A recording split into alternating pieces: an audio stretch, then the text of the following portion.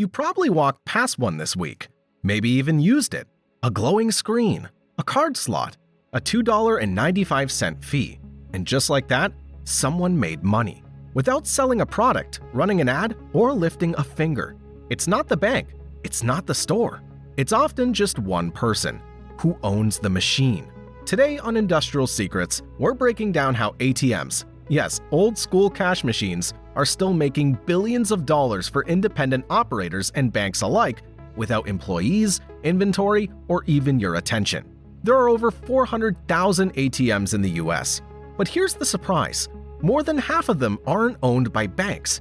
They're owned by individuals, small businesses, side hustlers, people who install them in gas stations, liquor stores, nightclubs, dispensaries, anywhere foot traffic flows and cash is still in play. And every time someone pulls out cash, that little $2.95 or $3.25 fee, it doesn't go to the bank, it goes to the machine's owner. So if you've ever grabbed cash at a bar or corner store, odds are you just paid someone who wasn't even there. Here's how it works. The machine is stocked with real physical cash, fronted by the owner. Let's say you take out $60 and pay a $3 fee. The $60 comes from the operator's own stash inside the machine. But electronically, your bank sends that $60 right back into the operator's account, usually within 24 hours.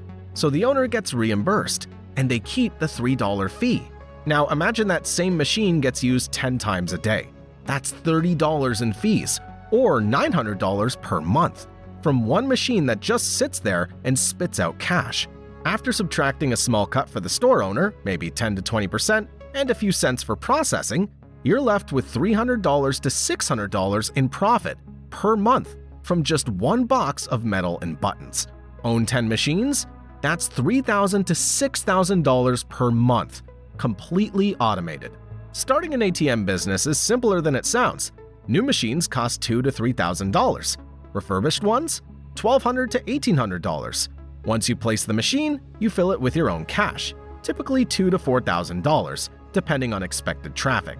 Customers withdraw money, you get reimbursed, and the fees start stacking up. Most operators use a back-end dashboard to track cash levels, transactions, and refill alerts, all from their phone. Want to make it passive? Hire couriers to reload cash, or outsource placement and maintenance entirely. There are even ATM companies that handle everything for a cut, turning it into a fully hands-off business.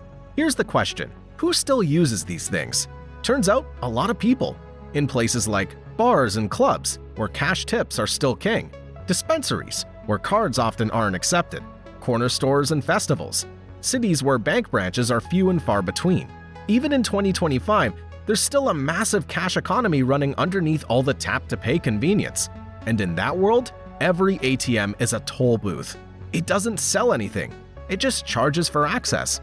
No staff, no returns, no customer support, just a machine, collecting money, one transaction at a time. You'd think banks would hate third-party ATMs, but they don't. They love them because they still win. Banks earn money through network agreements, back-end processing fees, and out-of-network surcharges when their own customers use independent machines. It's a perfect setup. The machine operator buys and maintains the unit. The business hosts it. The customer pays the fee, and the bank collects a piece without doing a thing. Everyone gets paid, especially the one who owns the machine. In a world full of flashy business models, drop shipping, NFTs, AI side hustles, the humble ATM seems boring. But boring is the point. These machines aren't chasing trends. They're built for consistency, and they've been quietly generating recurring income for decades. No shipping, no inventory, no social media account required. Just a simple system.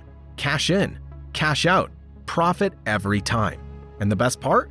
The more chaotic the economy gets, the more people fall back on cash. So the next time you walk by a glowing blue screen that asks, "Do you accept a $3 withdrawal fee?" just know someone's making money.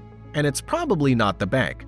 It might be a guy down the street who owns 12 of these machines and hasn't had a boss in years. Subscribe to Industrial Secrets, and we'll keep breaking down how the world really makes money.